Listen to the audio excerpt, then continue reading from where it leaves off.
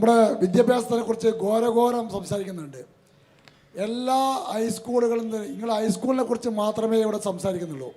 ഹൈസ്കൂളിന് അപ്പുറത്തേക്കുള്ള തലശ്ശേരി ഈ ഒരു മണ്ഡലത്തിൽ നിങ്ങൾ എടുത്തിരിക്കുന്ന പുതിയ കോടിയേരി ബാലകൃഷ്ണൻ കോളേജിനെ സംബന്ധിച്ചിടത്തോളം എത്ര തരത്തിലുണ്ടായിരിക്കുന്ന വളർച്ചയാണ് ഈ 10 വർഷക്കാലത്തിനിടയിൽ കാണുവാൻ വേണ്ടി സാധിച്ചിരിക്കുന്നത്. അതുപോലെ തന്നെ PM ശ്രീ പദ്ധതി, ആ PM ശ്രീ പദ്ധതിയിൽ ഒപ്പുവെക്കാത്തതിൻ്റെ കാരണത്താൽ വിദ്യാഭ്യാസ മേഖലയിൽ ഉണ്ടായിരിക്കുന്ന എല്ലാ സ്കൂളുകളിലുള്ള കുട്ടികളെ സംബന്ധിച്ചിടത്തോളം ആ കുട്ടികളുടെ ഇടയിൽ നിന്ന് ഓരോ വർഷവും 500 രൂപ വെച്ചുകൊണ്ട് നിങ്ങൾ വേണ്ടി അന്വേഷിച്ച് നോക്കും. ഞാനൊരു PTAയുടെ വൈസ് പ്രസിഡന്റ് എന്ന രീതിയിലാണ് നിങ്ങളോട് സംസാരിക്കുന്നത്. കൊള്ളയടിക്കുന്ന ഒരു സ്വഭാവം ഉണ്ടായിരിക്കുന്നുണ്ട്. ആ 500 രൂപ വെച്ചുകൊണ്ട് വലിയ സ്കൂളും ചെറിയ സ്കൂളും എല്ലാ സ്കൂളിൽ നിന്നും ആ ഒരു ഫണ്ട് സ്വരൂപിച്ചുകൊണ്ടാണ് മുന്നോട്ട് പോയിക്കൊണ്ടിരിക്കുന്നത്. എന്തുകൊണ്ട് അത്തരത്തിലുണ്ടായിരിക്കുന്ന നിങ്ങൾ സൗജന്യ വിദ്യാഭ്യാസത്തെക്കുറിച്ച് പറയുന്ന സമയത്ത് ഹൈസ്കൂള് +2 കഴിഞ്ഞാൽ പിന്നെ വിദ്യാഭ്യാസത്തിനെ കുറിച്ച് എന്താണ് തലശ്ശേരിയെ സംബന്ധിച്ചിടത്തോളം പറയുവാനുള്ള കാര്യത്തെക്കുറിച്ചാണ് പറയുവാനുള്ളത്? Yes okay. PM ശ്രീ പദ്ധതിയും എല്ലാ ജനസഭകളിലും ഉയർത്തുന്ന ഒരു വിഷയമാണത്. എന്തുകൊണ്ട് ഒപ്പിട്ടില്ല എന്നുള്ളത്.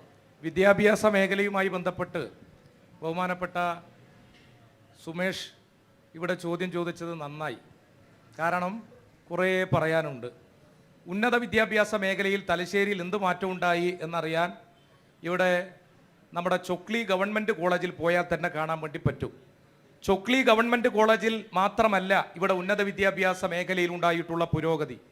നമ്മുടെ പന്ന്യന്നൂരിൽ ഈ കാലയളവിലാണ് പുതിയ ITI ആരംഭിച്ചിട്ടുള്ളത്. നമ്മുടെ ഈ തലശ്ശേരി മണ്ഡലത്തിലാണ് തലയെടുപ്പോടുകൂടി ഒരു എഞ്ചിനീയറിംഗ് കോളേജ് കെയ്പ്പിൻ്റെ നിയന്ത്രണത്തിലുള്ളത്. നമ്മുടെ ഈ തലശ്ശേരിയിൽ തന്നെയാണ് നഴ്സിംഗ് കോളേജ് ഉള്ളത്.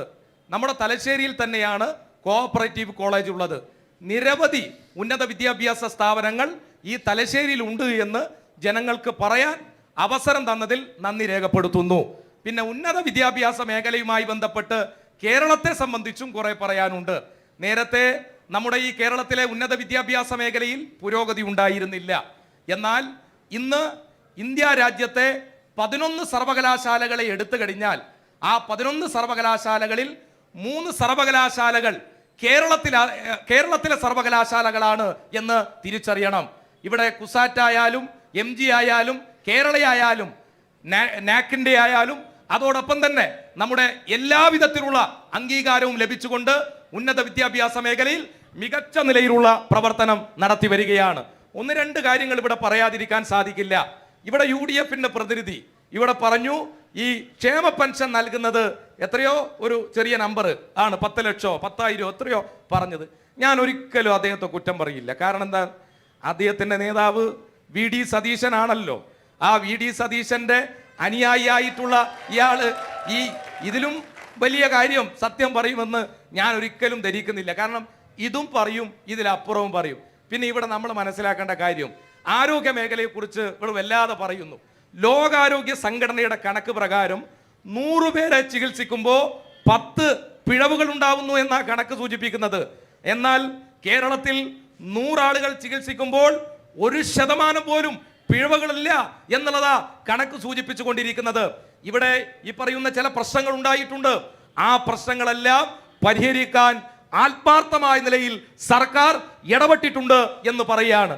പിന്നെ OP ടിക്കറ്റിന്റെ കാര്യം ചിലർ കേൾക്കുന്ന ആൾ വിചാരിക്കും ആശുപത്രി പോകാത്ത ആള് OP ടിക്കറ്റിന് 100 രൂപയാണ്. എത്രയാണ് OP ടിക്കറ്റിന് എന്ന വില ഇവിടെ നിങ്ങൾക്കെല്ലാം അറിയുന്ന കാര്യമാണ്. പിന്നെ ഈ OP ടിക്കറ്റിന്റെ വില നിശ്ചയിക്കുമ്പോൾ അവിടെ ഒരു വികസന സമിതിയുണ്ട്. ആ വികസന സമിതിയിൽ BJPയുടെ പ്രതിനിധിയും അംഗമാണ്. സർക്കാർ തീരുമാനിക്കുന്നതല്ല. BJPയുടെ പ്രതിനിധി ഉൾപ്പെടെ അവിടെ നേരത്തെ നമ്മളെ സുമേഷ് ജി ആണല്ലോ അവിടെ ഈ പറയുന്ന വികസന സമിതിയിൽ ഉണ്ടായത് BJPയുടെ പ്രതിനിധി. അതുകൊണ്ട് OP ടിക്കറ്റ് അത് വികസന സമിതിയുടെ തീരുമാനമാണ്. അവിടുത്തെ അത്യാവശ്യം മറ്റ് കാര്യങ്ങളൊക്കെ നിർവഹിക്കുന്നതിന് വേണ്ടി എല്ലാ ആശുപത്രികളും ചെയ്യുന്ന ഒരു പ്രവർത്തനം മാത്രമാണ്. ഇവിടെ ആ പ്രവർത്തനത്തെയാണ് തെറ്റായ നിലയിൽ ഇവിടെ ചിത്രീകരിക്കുന്നത്. പിന്നെ ഇവിടെ തെലങ്കാനയെ കുറിച്ച് പറഞ്ഞു. എൻ്റെ പ്രിയ സുഹൃത്തെ, തെലങ്കാനയിൽ അവിടെ സർക്കാർ ജീവനക്കാർക്ക് ശമ്പളം കിട്ടുന്നില്ല. ഇത് ഞാൻ പറയുന്നതല്ല, ഇവിടെ മാധ്യമങ്ങളിൽ വാർത്ത വന്നിട്ടുള്ളതാണ്. നിങ്ങൾ ഈ കേരളത്തിലകത്തുള്ള സർക്കാർ ഉദ്യോഗസ്ഥർക്ക് കുടിശ്ശികയായിട്ട് DA കൊടുക്കാൻ വേണ്ടി പോലും നിങ്ങൾക്ക് ഇതുവരെ സാധിച്ചിട്ടില്ല. അത് നിങ്ങൾ മനസ്സിലാക്കണം. DA കൊടുത്തോ? DA കൊടുക്കാൻ വേണ്ടി സാധിച്ചിട്ടുണ്ടോ? ഗവൺമെന്റ് ഉദ്യോഗസ്ഥരായിട്ടുള്ള ആളുകളുടെ കുടിശ്ശിക DA കൊടുക്കാൻ നിങ്ങൾക്ക് സാധിച്ചിട്ടുണ്ടോ? പറയട്ടെ, നേരത്തെ പറഞ്ഞ ക്ഷേമ പെൻഷന്റെ കാര്യം കൂടി പറയാം. രാജു എബ്രഹാം എന്ന് പറയുന്നത് ഞാൻ പറയട്ടെ, രാജു എബ്രഹാം എന്ന് പറയുന്നത് ഞാൻ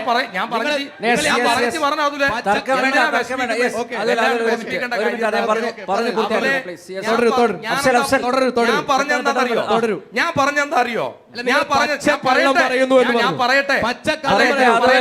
ഞാനെന്താ പറഞ്ഞത്? അതുലെ ഞാൻ പറഞ്ഞ കാര്യം എന്താന്ന് വെച്ചാൽ, ഈ പറയുന്ന ജോലി എടുത്ത നമ്മുടെ ജീവനക്കാർക്ക് ശമ്പളം കിട്ടാത്തതിനെ കുറിച്ചാണ്. അല്ലാതെ ഈ പറയുന്ന അധികമായി നൽകുന്ന തുകയെ സംബന്ധിച്ചല്ല. മാത്രമല്ല DAയുമായി ബന്ധപ്പെട്ട് എത്ര കാലം KSRTC ജീവനക്കാർക്ക് എത്ര കാലം ശമ്പളം മുടങ്ങി?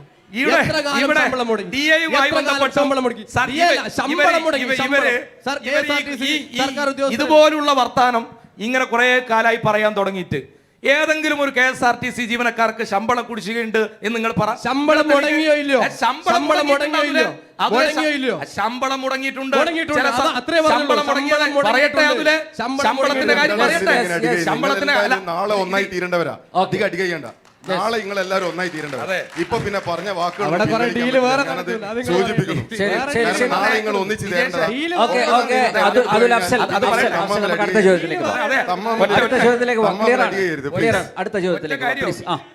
ഡീലുണ്ടാക്കുന്നത് ആരാന്ന് നമുക്കറിയാം.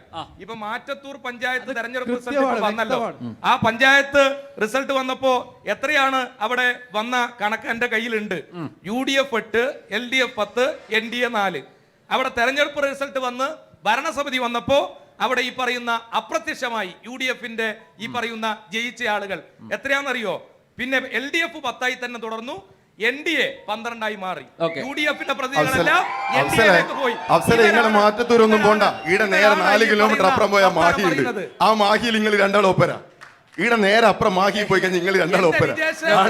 ആടെ സ്വതന്ത്ര സ്ഥാനാർത്ഥി ഒരാളുണ്ട്, UDFന്റെ ഒരു സ്ഥാനാർത്ഥി, സ്വതന്ത്ര സ്ഥാനാർത്ഥി അവിടെ ഉണ്ട്, UDFന്റെ സ്ഥാനാർത്ഥി ഉണ്ട്. ഈടുന്ന് 4 കിലോ നിങ്ങൾ മാറ്റത്തൂർ പോണ്ട, നിങ്ങൾ മാറ്റത്തൂർ പോണ്ട, തലശ്ശേരിയിലേക്ക് വാ. നമുക്ക് UP പോണ്ട,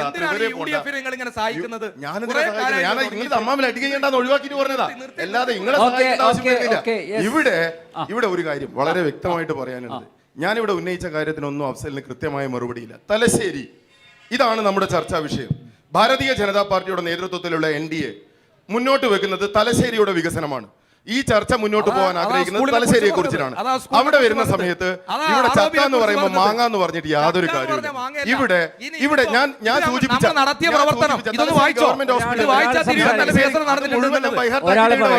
അതുകൊണ്ട് അതാണ് വെച്ചേ, അത് മുഴുവൻ ബൈഹാർട്ടാക്കിന് നിങ്ങൾ വായിച്ചിട്ടേ ഉള്ളൂ. ഞാൻ ബൈഹാർട്ടാക്കിയിട്ടാ വന്നത്. പക്ഷെ അതിലുള്ള കാര്യം തന്നെയാണ് ഞാൻ ഇവിടെ സൂചിപ്പിച്ചത്. അവിടെ ആകാശപാത പറഞ്ഞിട്ടില്ലേ? ഇവിടെ ആരെങ്കിലും കണ്ടിരുന്നു ആകാശപാത? കടൽപ്പാലത്ത് ഇല്ലേ? കടൽപാത നിർമ്മാണം പറഞ്ഞിട്ടില്ലേ? അന്ന് പ്രകടന പത്രികയിൽ 2016 പ്രകടന പത്രികയിൽ പറഞ്ഞിട്ടുണ്ട്. അന്ന് ചർച്ച ചെയ്തിട്ടുണ്ടായിരുന്നത് മുഴപ്പിലങ്ങാട് മുതൽ കുഞ്ഞിക്കടപ്പുറം വരെയുള്ള കടലോര പാതയായിരുന്നു, കടലോര നടപ്പാതയായിരുന്നു ചർച്ച ചെയ്തത്. ഇങ്ങനെ സഹാക്കന്മാർക്ക് വലിയ ഓർമ്മയൊന്നും ഉണ്ടാവാൻ സാധ്യതയില്ല. ഞാൻ ഓർമ്മിപ്പിക്കാം. കാരണം മുഴപ്പിലങ്ങാട് മുതൽ നടപ്പാത, ഇവിടെ ജനങ്ങളെ പറ്റിച്ചത് കടൽപ്പാലത്തിൻ്റെ അടുക്കാന്ന്. ഞാൻ വളരെ സിമ്പിളായിട്ടൊരു കാര്യം ചോദിക്കാം. ഇവിടെ നമ്മൾ ഈ സംസാരിക്കുന്നതിൻ്റെ നേരെ മുന്നിൽ നിന്ന് ഒരു സ്ത്രീ ബലാത്സംഗം ചെയ്യപ്പെട്ടിട്ടില്ലേ? അഫ്സൽ അറിഞ്ഞിനോ? ഇവിടെ ഈ നേരെ മുമ്പിൽ ഈ കുറ്റിക്കാട്ടിനെടുക്കുന്നത് അറിഞ്ഞിനാ? റെയിൽവേ സ്റ്റേഷനിലേക്ക് പോകുന്ന വഴിക്ക് ഒരു 15 വയസ്സുള്ള കുട്ടി, ഇവിടെ തലശ്ശേരിയിൽ തന്നെയുള്ള, നിങ്ങൾ വിദ്യാഭ്യാസ മേഖലയിലുള്ള സുരക്ഷിതത്വമൊക്കെ പറഞ്ഞില്ലേ? ഒരു 15 വയസ്സുള്ള കുട്ടി കൂട്ടബലാത്സംഗത്തിന് ഇരയായി എന്നുള്ള വാർത്ത നിങ്ങളുടെ ശ്രദ്ധയിലേക്ക് വന്നോ? ഞാൻ ചോദിക്കട്ടെ, ഇതിൻ്റെ ആണോ നിങ്ങൾ ഈ വികസനത്തിൻ്റെ കാര്യം പറയുന്നത്? ഇവിടെ വികസന മേഖലയിൽ നിങ്ങൾ എന്ത് വലിയ പ്രവർത്തനം വാചാലരായി നടത്തിയാലും ഈ 15 വയസ്സുള്ള കുട്ടിയുടെ കണ്ണീരിന് മുന്നിൽ അതെന്താണ്? ആ ഒരു ചോദ്യത്തിന് എന്തെങ്കിലും ഉത്തരവുണ്ടോ നിങ്ങൾക്ക്? ഈ 70 വയസ്സ് കഴിഞ്ഞിട്ടുള്ള നിലാരംബലായിട്ടുള്ള ആളുകൾക്ക് സൗജന്യ ചികിത്സയെക്കുറിച്ച് പറയുമ്പോൾ തലശ്ശേരി ഗവൺമെന്റ് ഹോസ്പിറ്റലിൽ എല്ലാം ചികിത്സയാണെന്ന് പറയുന്നു. പച്ച കള്ളാണെന്ന് ഇവിടെയുള്ള മുഴുവൻ ആളുകൾക്കും അറിയാം. അടിസ്ഥാന സൗകര്യങ്ങൾ ഒന്നുമില്ല എന്ന് പറയാം. എന്നിട്ടും ഒരു ഉളുപ്പും ഇല്ലാണ്ട് പറയുന്ന സമയത്ത് ഇങ്ങനെ പറയണ്ടേ?